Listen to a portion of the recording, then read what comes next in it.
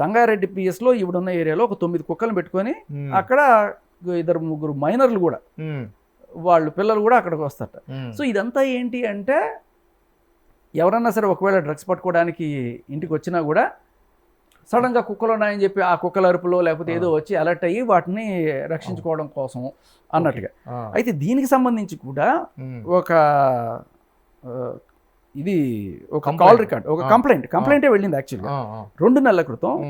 అదే కొండాపూర్ లిమిట్స్లో, ఏది సంగారెడ్డి కొండాపూర్ లిమిట్స్లో ఈ కేసు ఏదైతే అయిందో ఈ వీళ్ళు కారుతో ఎవరైనా గుద్దేసింది కదా, ఆ కేసుకి అదే పిఎస్లో 2 నెలల క్రితం ఎవరో సీనియర్ జర్నలిస్ట్ అని చెప్తున్నాడు ఈయన ఇచ్చిన కంప్లైంట్ డైరెక్ట్గా ఎస్పీ గారికి ఇస్తే ఎస్పీ గారు ఫోటోలు గిటోలు మొత్తం పంపించాట. డ్రగ్స్, గంజాయి, తర్వాత ఇవన్నీ ఫోటోలు అన్నీ పంపించాను అంటే వెంటనే ఎస్పీ గారు ఆ స్టేషన్ లిమిట్స్లో ఉన్న ఎస్ఐ గారిని అలర్ట్ చేశారు. తర్వాత వెంటనే ఈయనకి ఫోన్ చేస్తే ఆయన మాట్లాడిన కాల్ మరి ఏదో రకంగా బయటకు వచ్చింది. ఒక్కసారి మీకు వినిపిస్తా.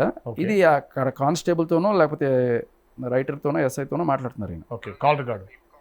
సిపి సార్ దగ్గరికి వెళ్దాం. నేను సీనియర్ జర్నలిస్ట్ ని. నేను సజ్జనా సార్ తోటి ఆల్రెడీ దిశ ఎన్కౌంటర్ లో కూడా వర్క్ చేశా. ఆయన తెలుసు కాబట్టి నన్ను బాగా రిక్వెస్ట్ చేస్తే నేను వచ్చా. అక్కడికి వచ్చిన తర్వాత ఏంటంటే 14 years 15 years 2 అబ్బాయిలు ఎవరో పిల్లలు, స్కూల్ పిల్లలు, వాళ్ళని పెట్టుకొని వాళ్ళతో గంజాలు ఆడము, మందు ఆడము. ఎవరు చేస్తున్నది? ఈవెనే చేపిస్తుంది వాళ్ళతోటి. ఎవరు? లావణ్య.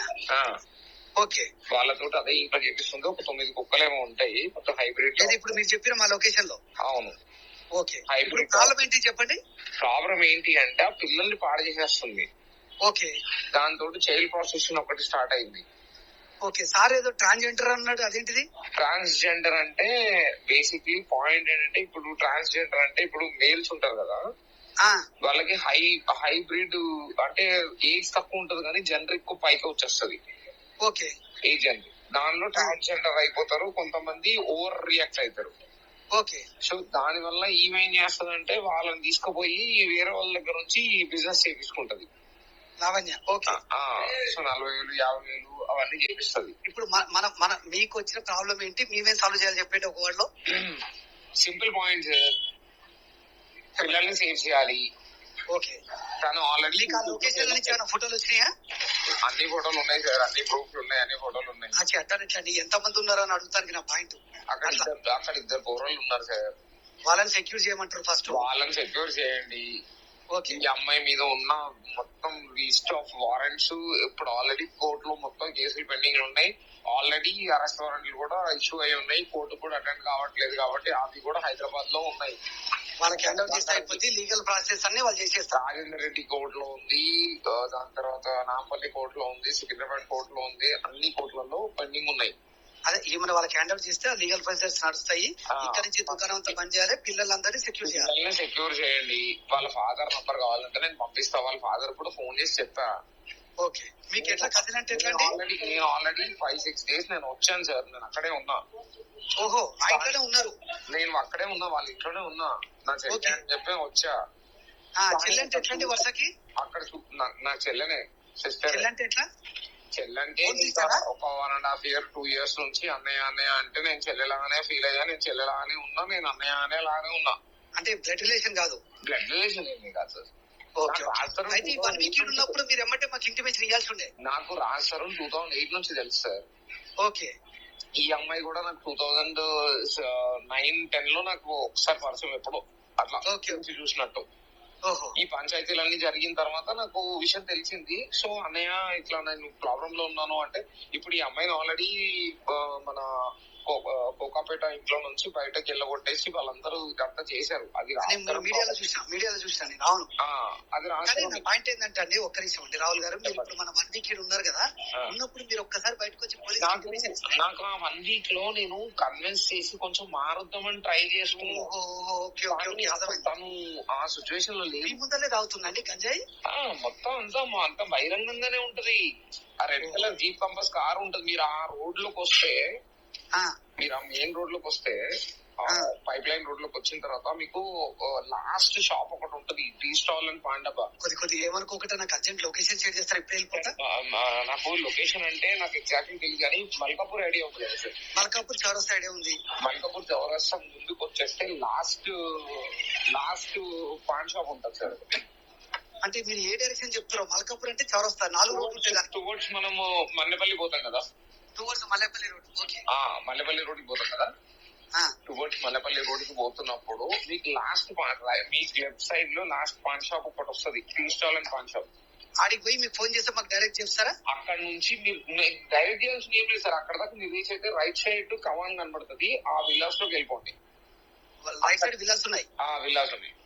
ఓకే, ఆ విల్లాలో ఈ విల్లా నెంబర్ ఎంత? ఎవరినన్నా గానీ మీరు కుక్కలున్న ఇల్లు ఎవరిని అడిగినా ఎవడన్నా చెప్తాడు. అందరు టామ్ టామ్ ఇది మొత్తం టామ్ టామ్ మామూలు. ఇద్దరు పిల్లలకి ఎంత ఏజ్ ఉంటుండొచ్చు? 14 years ఒకరికి, 16 years ఒకరికి. ఎక్కడి నుంచి తీసుకొచ్చిన పిల్లల్ని? అబ్బాయిలా? ఇద్దరు అబ్బాయిలేనా? వాళ్ళిద్దరు అబ్బాయిలే. ఆ ఇద్దరు అబ్బాయిలు, ఈ అమ్మాయి ఒకటే ఉంటుంది. ఒకటే ఉంటది. వాళ్ళ పిల్లలు ఎక్కడి నుంచి తీసుకొచ్చిందో? వాళ్ళకు ఒక వాచ్మెన్ ఉంటాడు, వాడి పేరు చారి. పిల్లలు ఎక్కడి నుంచి తీసుకొచ్చింది ఇద్దరిని? పిల్లల్ని వాళ్ళ ఇంట్లో నుంచి పారిపోయారు యాక్చువల్లీ. ఓకే, వాళ్ళ ఇంట్లో నుంచి పారిపోతే వాళ్ళ పేరెంట్ వీళ్ళు డైరెక్ట్ వచ్చి 1 గంటకి నైట్ మిడ్ నైట్ 1 గంటకి వచ్చిండు వీళ్ళ తన ఇంటికి. అప్పుడు ఏమైతారు వాళ్ళిద్దరు? ఏం కాదు. ఏం కాదు అంటే సడన్ గా ఇంటికి వస్తారు అన్నోన్ పర్సన్స్. ఎందుకంటే అక్క అనుకుంటా ఒక 4-5 months నుంచి ఏదో ఇల్లు షిఫ్టింగ్ కి దానికి దీనికి హెల్ప్ చేసిందని చెప్పి ఏదో పనిలో పాత పరిచయం. పాత పరిచయం. ఒక ఇంటెక్షన్ ఏంటంటే ఈమె ఖరాబ్ తో పాటు పిల్లలు కూడా ఖరాబ్ చేస్తుంది, అది జరగొద్దు అని అంటారు. అంతే కదా, పిల్లల్ని ఖరాబ్ చేస్తుంది ఆమె. మొత్తం అక్కడ మొత్తం రంగారెడ్డి అంతా ఆమె కారు చేయగానే సిరన్ రావడు, తిరుక్కుంటా పోవడు, ఆ కుక్కలు తీసుకుని ఇప్పుడు మొత్తం అంతా హంగామా పంచాయతీ. నిన్న నైట్ ఎందుకు బయలుదేరంటే నా మీద అటాక్ చేయడానికి ఒక 15 మందిని పిలిపించింది మనుషులను. నిన్న నైట్ ఓకే, 15 మందిని పిలిచి మీ మీద ఎందుకు కోపం? నా మీద ఎందుకు కోపం అంటే నువ్వు ఇలాంటి చేయడం అన్ని కరెక్ట్ కాదు, ఇది తప్పు, ఇలా చేయకూడదు. ఆ పిల్లల్ని వాళ్ళ మంచి చెప్పారు, వాళ్ళ ఇంటికి వాళ్ళకి పంపించేసే. అది ఓకే. సో వాళ్ళ ఇంటికి వాళ్ళని పంపించేసి పిల్లల్ని చేయడం తప్పు. నువ్వు తాగితే తాగావు, నువ్వు మందు కొట్టు డ్రగ్స్, కానీ పిల్లల్ని నాశనం చేయొద్దు. ఎవరికైనా అలాగే అనిపిస్తుంది కదా, చిన్నపిల్లల్ని నాశనం. నువ్వు ఎవడో నాకు చెప్పడానికని చేస్తే ఇంకా మాటలతో చెప్తే వినట్లేదని ఈ అబ్బాయి డైరెక్ట్ గా ఎస్పీ గారికి కంప్లైంట్. ఎప్పుడు జరిగింది? 2 నెలలు అవుతుంది. 2 months క్రితం జరిగింది. దాని యాక్షన్ ఏమైనా ఉందా? మరి ఆయన వాళ్ళు వెళ్ళారా, కంప్లైంట్ ఉందా? మనకి ఇది మీడియాలో రాలా బేసికలీ. నాకు ఈ కాల్ రీసెంట్ గా సర్క్యులేట్ అవుతుంది, నా దగ్గరికి వచ్చింది. ఓకే, సో ఇది ఈ తర్వాత కూడా చెప్తాడు ఆయన. సారీ వద్దు అని చెప్పిన. మీరు ఎప్పుడు వెళ్ళిపోయారు మరి? నిన్న నైట్ 10 o'clock ఆ చలిలో. అసలు ఆమె లాంగ్వేజ్ ఎట్లుంటదంటే మీకు ఒకసారి ఒక వాయిస్ రికార్డింగ్ పంపిస్తా వినండి. లంజావాడక నువ్వు ఎవరాను ఇబ్బందిగా అట్లా పిలిచింది. నాకు ఇబ్బంది ఉందని ఆమె మిమ్మల్ని పిలిచింది. మీరు మంచి చెప్పకపోతే మళ్ళీ మీ మీదకి రివర్స్ అయింది. అంతే, నా మీదకి రివర్స్ అయింది. మీరు ఎస్పీ గారికి ఇప్పుడు మెసేజ్ చేశారా? నేను ఎస్పీ గారికి మెసేజ్ చేశాను. ఎస్పీ గారు నాకు okay I will take care అని చెప్పారు. మీ కాల్ వచ్చింది. రైట్, నేను చూసుకుంటండి. నాకు ఒక్కసారి అడ్రస్ ఏమైనా కన్ఫ్యూజ్ అయితే మీకు ఫోన్ చేశారు. సో ఇది ఎస్పీ గారి నోటీస్ లో కూడా ఉంది. సో ఇవాళ అంటే ఇదేమి వింత కూడా ఏం కాదు. ఏం చెప్తున్న దాంట్లో పెద్ద నమ్మకపోవడానికి వెళ్ళలేదు. ఎందుకంటే ఆల్రెడీ మొత్తం డ్రగ్స్ కేసులు, దొరికిపోయిన కేసులు, చెంచులు కూడా జైల్లో ఉంది. ఆ నేపథ్యం అంతా మనం తెలుస్తున్నాం. ఇంకా కూడా మనం కళ్ళు మూసుకుంటూ మాకేం తెలియదు, ఆవిడ ఎక్కడ పోయినా ఏమైనా చేసుకోండి అని జనాల మీదకి అలా వదిలేస్తే ఆవిడ అంటే మైనర్స్ అన్యాయం అయిపోతున్నారు అక్కడ అని చెప్పి ఈ అబ్బాయి చెప్తున్నాడు. ఈ రోడ్లోకి వెళ్ళి ఎవడో గుద్దేస్తుంది, ఏ కండిషన్ ఉంటుందో తెలియదు. ఎందుకు ఇలా అంటే ఒక డ్రగ్ అబ్యూజర్ అని తెలిసిన తర్వాత వాళ్ళని ఏదో రిహాబ్ లో పెట్టాలి, లేకపోతే జైల్లో పెట్టండి. అచ్చోసిన ఆంబోతులాగా జనాల మీదకి వదిలేస్తే వాళ్ళు ఇలాంటి పనులు చేస్తే ఎవరు రెస్పాన్సిబిలిటీ? ఒక పక్కేమో డ్రగ్స్ మీద ఉక్కుపాదం అంటారు ఈయన, మన పోలీసులు ఏమో అసలు ఏ నిమ్మక నిరెత్తినట్టుగా ఉంటారు. అంటే ఇప్పుడు ఇది జనానికి ఎటువంటి మెసేజ్ తీసుకెళ్తుంది భాష? ఎందుకంటే ఏది చేసినా ఏం కాదా, వెనకాల ఒక పొలిటీషియన్, ఒక అధికార పార్టీ వాళ్ళు ఉంటే ఏమైనా నడుస్తుంది అనేటువంటి ఒక రాంగ్ ఇది వెళ్తుంది. ఖచ్చితంగా. సో దీనికి అడ్డుకట్ట పడాలి ఖచ్చితంగా.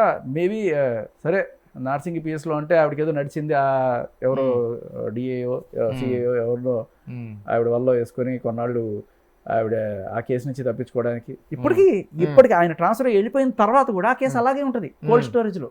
ఇప్పటికీ ఛార్జ్ షీట్ అవ్వలేదు. అంటే with in 6 months short sheet అయ్యారు అది ఉంటుంది యాక్చువల్గా. 2 ఏళ్ళు సార్, 24 ఎక్కడ, 26 ఇప్పుడు. అవును, 2024 జనవరిలో నమోదైన కేసు, ఇప్పుడు జనవరి ఏంటి 2026 మార్చి, 2 ఏళ్ళు అయిపోయింది. ఏం అసలు ఇదే సార్ డ్రగ్స్ మీద ఉక్కుపాదం అంటే? చెప్తున్నాడు ఆ అబ్బాయి, మీరు బెయిల్ తీసుకొచ్చింది, బెయిల్ ఒకవేళ బెయిల్ ఇచ్చిన తర్వాత 3 సార్లు బెయిల్ రిజెక్ట్ చేసిన తర్వాత బెయిల్ వచ్చింది, ఏ కండిషన్స్ మీద ఇస్తారు బెయిల్? సత్ప్రవర్తనతో ఉండాలి, ఇది ట్యాంపర్ చేయకూడదు అని చెప్పి. ఇంకా నువ్వు మళ్ళీ అదే పని చేసుకుంటూ అదే డ్రగ్స్ అదే గంజా అని చెప్తున్నాడు కదా ఈ అబ్బాయి. ఉన్నా కూడా నువ్వు అలాగే చేస్తున్నావు అంటే ఏమిటి ఆ బెయిల్కి అర్థం? ఇంకా బెయిల్ ఇచ్చేసా నువ్వు ఇష్టం, తాంబూలాలు ఇచ్చేసినా తన్నుకు చావండి అన్నట్టుగా పరిస్థితి. యాక్చువల్గా ఇప్పుడు మీ దృష్టికి ఎప్పుడు వచ్చింది ఇప్పుడు లావణ్య ఇష్యూ? లేదు, ఒక 2 రోజుల క్రితం ఈ యాక్సిడెంట్ కలకలం అన్ని చోట్ల. ఆ రోజు ఆ నెక్స్ట్ డే మార్నింగ్ అయిన నెక్స్ట్ డే మార్నింగ్ నాకు అందరూ ఇన్స్టాగ్రామ్లో వాటిలో మెసేజ్లు పెట్టడం, కొంతమంది ఇన్స్టాగ్రామ్లో మెసేజ్లు పెట్టారు. ఈ మధ్యలో ఇంకొకటి కూడా జరిగింది. బెంగళూరులో రేవంత్ అనే ఒక అబ్బాయి, ఆ అబ్బాయి సాఫ్ట్వేర్ ఇంజనీర్ అట. ఆ అబ్బాయితో ఏదో పరిచయం పెంచుకొని బెంగళూరు వెళ్ళి అతనితో కొన్నాళ్ళు ఉండి తర్వాత అతని దగ్గర ఉన్న ల్యాప్టాప్, ఫోను, కారు, 5 లక్షల క్యాష్ ఇవన్నీ కూడా తీసుకొని వచ్చేసింది, నా జీవితం నాశనం అయిపోయింది బాబు అని చెప్పి ఆ అబ్బాయి నాకు మెసేజ్ చేశాడు. నువ్వు కంప్లైంట్ ఇవ్వు బాబు ఫస్ట్, నేనేమన్నా పోలీసునా, నేనేం చేస్తాను, ప్రతి ఒక్కరు నన్ను వచ్చి అడుగుతాడు. ఇప్పుడు ఎక్కడ ఏం చేసినా కూడా ప్రతి ఒక్కళ్ళు శేఖర్ భాష, ఎందుకంటే నా వీడియోలు కొన్ని ఉన్నాయి కాబట్టి ప్రతి ఒక్కళ్ళు నా దగ్గరికి కాంటాక్ట్ అయిపోతుంటారు. ఇప్పుడు ఈ కాల్ కూడా అలాగే వచ్చింది. సో నువ్వు వెళ్ళి ఫస్ట్ పోలీస్ కంప్లైంట్ ఇవ్వు అని చెప్పా. తర్వాత నాకు చెప్పు, అక్కడేమో యాక్షన్ తీసుకోకపోతే మనం కనీసం దాన్ని మీడియాలోకి తీసుకొద్దాం, కాస్త పోలీసులు అయినా సరే. అంటే జనాలకు కూడా ఏంటంటే ఇన్ని చేసినా ఇంత స్వేచ్ఛగా తిరుగుతుందంటే ఆమెను ఎవరు ఏం చేయరు, కొద్ది గొప్ప మీడియా ఏమైనా చేయగలుగుతున్నటువంటి నమ్మకంతో మీ దగ్గరికి వస్తున్నారేమో మరి. మొత్తానికి అలాగే ఇంకా చాలా మంది దగ్గరికి వెళ్ళి ఉంటారు, నేను బయటికి తీసుకొస్తున్నాను. ఓకే. మొన్న జరిగిన ఈ యాక్సిడెంట్ ఇన్సిడెంట్ ఏం జరిగింది? అదేంటి మీరు చెప్పిన ఆడియో 2 months బ్యాక్ అన్నారు కదా, రీసెంట్గా మొన్న జరిగింది ఏంటి అసలు? దాని మీద పోలీసు ఎటువంటి చర్యలు తీసుకున్నారు? ఆ రోజు ఏం జరిగింది అసలు? ఆ రోజు ఆవిడ వెళ్తూ అంటే మనకు తెలుస్తున్నది ఏంటంటే అక్కడ యాక్సిడెంట్ ఎవరో గుద్దిన తర్వాత వాళ్ళు ఆపారు, గ్రామస్తులతో గట్టిగా లొల్లి పెట్టుకుంది, వాళ్ళు కూడా బ్యాక్ గట్టిగా ఇచ్చారు. ఇచ్చిన తర్వాత ఈ మాటలతో వినే రకం కాదని చెప్పి పోలీసులకు ఫోన్ చేశారు. పోలీసులు రాగానే కొంచెం అర్థమైపోయినట్టుందో, ఈవిడ తెలియని వాళ్ళు ఎవరు ఉంటారు, ఈవిడికి ఈ డజన్ కేసులు ఆల్రెడీ ఉన్నాయి, ఈ కేసులో బాగా పాపులర్ అయింది. ఈవిడ మీద ఉన్న కేసుల కన్నా ఈవిడ పెట్టిన కేసుల వల్ల ఎక్కువ పాపులర్ అయింది. ఈవిడ రాజ్ తరుణ్ మీద, మస్తాన్ సాయి మీద, అందరి మీద. అంటే ఆవిడకి నడిచింది. ఇప్పుడు నార్సింగ్ పీస్లో ఒక ఆయన ఉన్నాడు, ఆవిడ వెనకాల, ఆవిడ ఏం చెప్తే అది ఓకే డన్ పెట్టు, రాజస్థాన్ మీద కేసు పెట్టండి, రాజస్థాన్ మీద కేసు, మస్తాన్ సాయి మీద కేసు పెట్టండి, మస్తాన్ సాయి మీద కేసు, నడిచింది ఆవిడ. Okay okay. సో ఆయన ట్రాన్స్ఫర్ అయిపోయినా కూడా ఇంకా అవి ఏది అలా కోల్డ్ స్టోరేజ్లో ఉంటుంది.